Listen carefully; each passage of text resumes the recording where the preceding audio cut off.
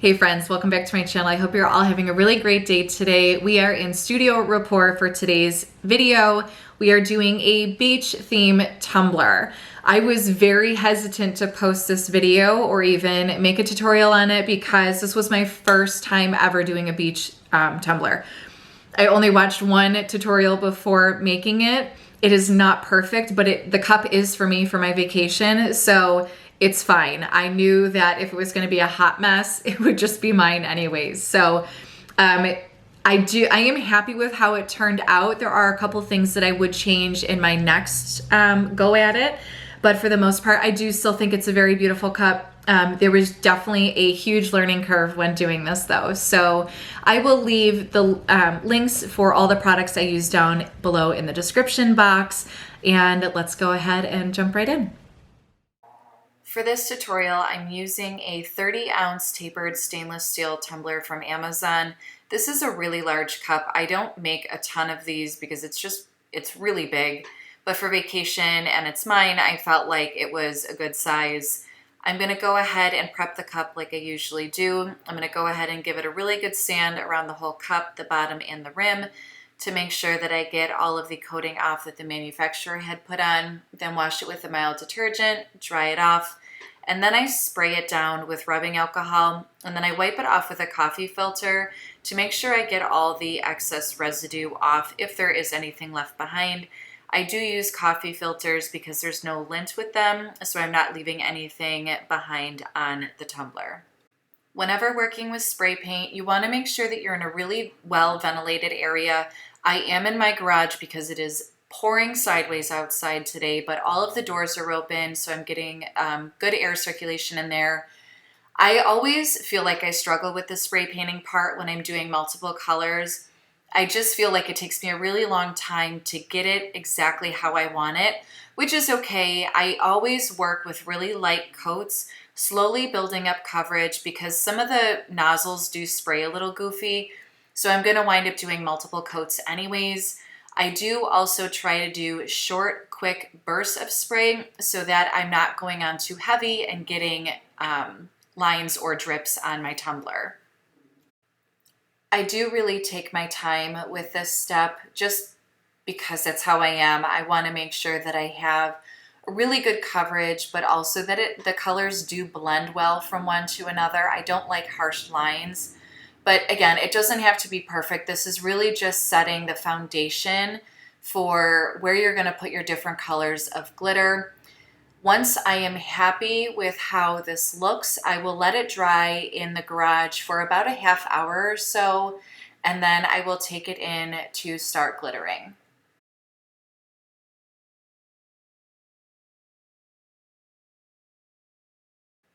Since this cup is fairly large and I'm using about 10 different glitter colors, I'm going to be using the epoxy method to apply my glitter. Now, you want to use very, very little epoxy when doing this. You don't want it to run. I'm probably only using 2 to 3 milliliters on this whole cup. One way to get the epoxy to spread easier, I put my tumbler in front of a space heater for a couple minutes until it's warm to the touch. You obviously need to watch it, make sure it doesn't get super hot, but the epoxy spreads on so much easier when it's warm. And then what I do is, again, I start with the base. I am working with Athena from Peachy Olive Glitters. It is the most beautiful mixture for sand. I'm absolutely obsessed. And then I'm going to go over it with Cleopatra. Cleopatra is also from Peachy Olive Glitters. That is a much finer cut, and I'm placing that on the bottom as well. When you use chunkier glitters on the bottom, I have a harder time with getting them smooth and making sure that they're sanded nicely. So I always try to use a finer cut for that. One of the most challenging things about this cup, because I was using so many different types and colors of glitter, I had to clean up the glitter and pour it back into its little container after almost every time I used a color, because I just don't have enough room to lay out a piece of parchment paper for every color that I used. So this is another important reason why I use the epoxy method to apply the glitter. I really needed that extra working time to make sure that I had time to not only clean up, but then lay my glitter the way that I needed to. My first pass through with glitter is always a very sparse, light coating. I really don't even overlap the glitters yet. I just want to make sure that I can fit all the glitters that I want onto the areas I need to. And then once I get all of the glitters on, then I start to go back in and build coverage and blend one color into another. Keep working back and forth with all the different colors until I have full coverage and I'm happy with how it looks.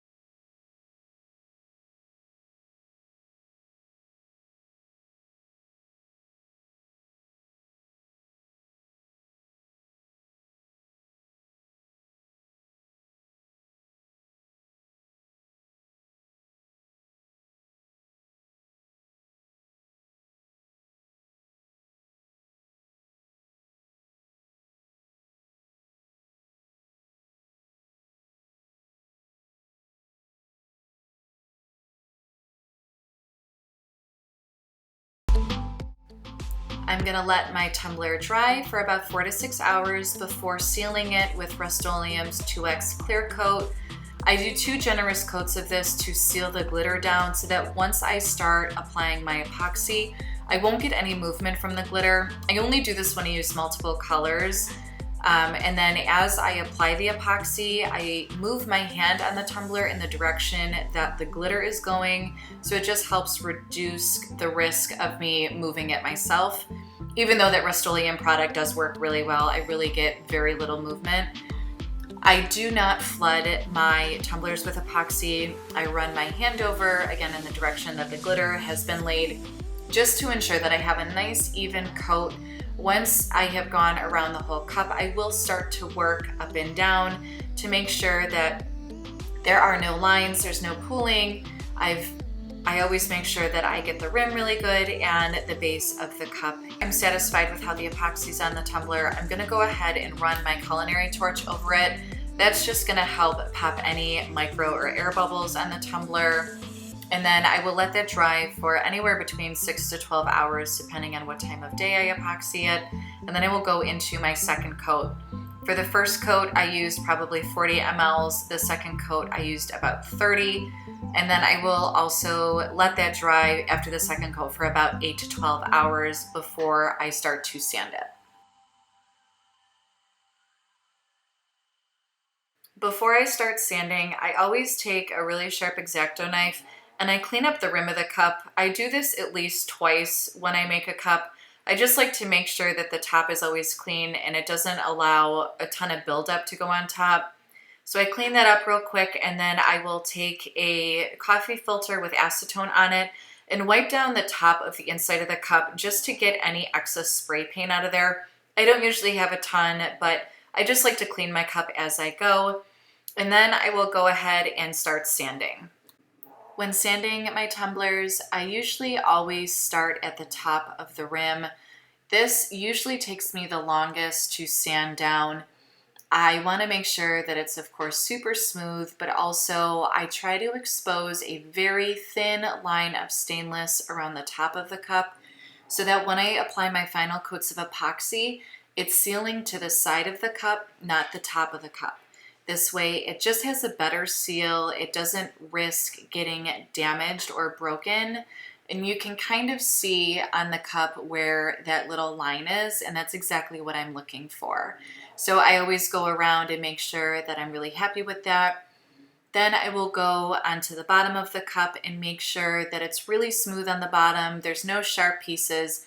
I did use a thicker cut or a chunkier cut of glitter on the bottom, so it can take a little longer to get that really smooth. I do also set the cup down a couple times just to make sure that it sits okay and it doesn't tilt from one side to another. I had that happen to me once. The epoxy wasn't totally level on the bottom and it was not easy to get it straight again. So I really take my time with this and make sure it's nice and smooth, it sits well. And then once I'm happy with the bottom, I will go along the sides. I will feel around the side of the cup to see if I feel any pieces poking out. And then I usually just rub a thinner grit sandpaper around the whole thing. I will be applying a vinyl decal to this, so I like to have like scuff marks under the vinyl. I feel like it'll adhere better. And once the cup feels smooth, I'm gonna go ahead and wash it off with a mild detergent and a sponge. I wash the outside, the inside, just to make sure that it is totally clean. Then I will go ahead and spray it with rubbing alcohol and wipe it down with a coffee filter.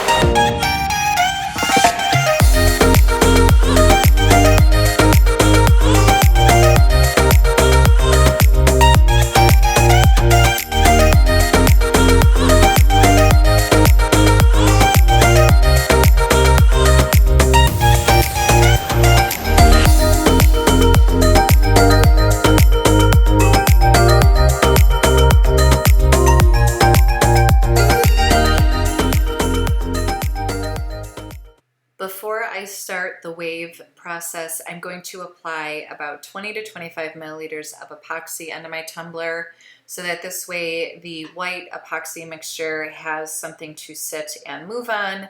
I also torch the tumbler as well to make sure that if there's any micro bubbles, those are popped. And then I didn't have what some people use. I don't remember the name of it. It's like some epoxy mixture. So I just used Pinata's Blanco alcohol ink and it just dumped that in the rest of my epoxy. I just used a couple drops. I definitely went heavy-handed on the waves and the white lines, but again, I had no idea what I'm doing. And then I used a heat gun, which I've literally never used ever before, so that was challenging as using it for the first time. So again, I do like the way that it turned out, but I do know from doing this what I would do differently next time. Then up top, I start to just drop straight alcohol ink to see what that would do. This is all about experimenting and having fun. I did struggle with this a lot. I wasn't getting the movement that I wanted from the heat gun, so I then decided to go get my hair dryer, and that definitely worked as far as helping spread the white lines a little bit, but it also moved my epoxy as well. So that was another challenge that I had to work around.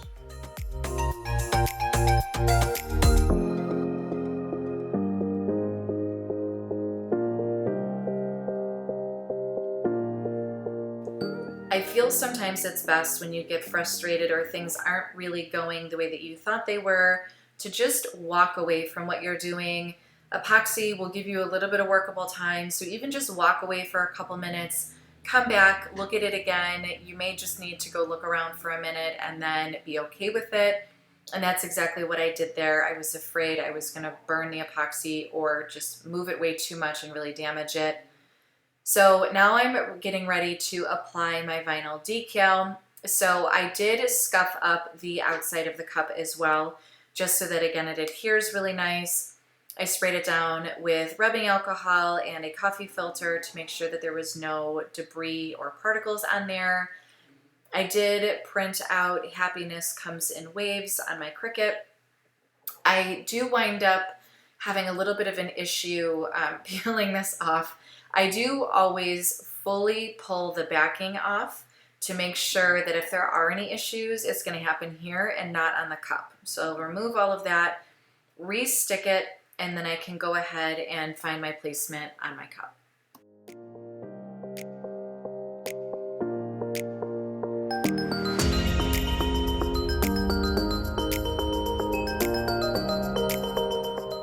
When I apply most of my vinyl decals, I use the hinge method. So the vinyl backing, like the white paper, I off-center it a little bit so that some of the writing is just on the transfer tape and it will stick to the cup. I remove the backing and then place the transfer tape down, smooth it out really well to make sure everything is really well adhered, and then peel off your transfer tape. You will then be ready for your final coats of epoxy.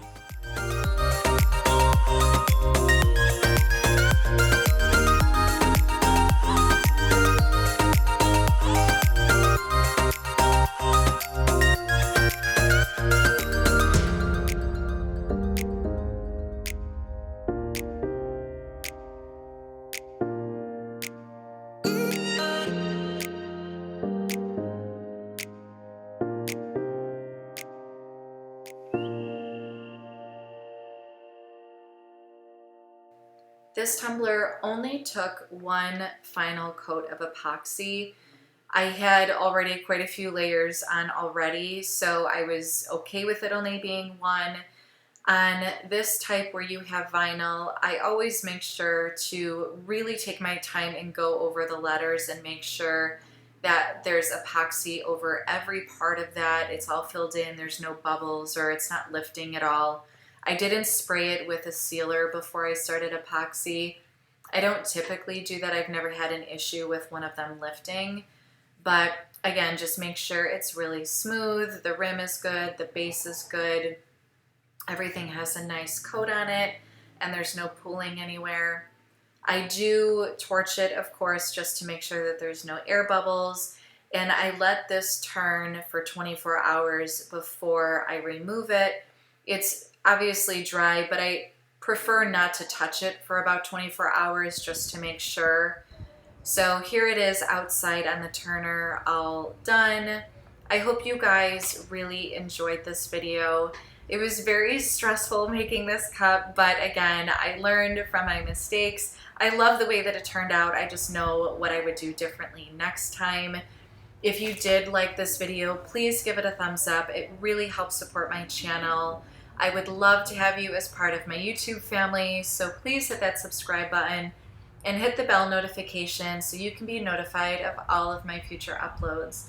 I hope you guys have an amazing rest of your day, and we'll see you soon. Bye.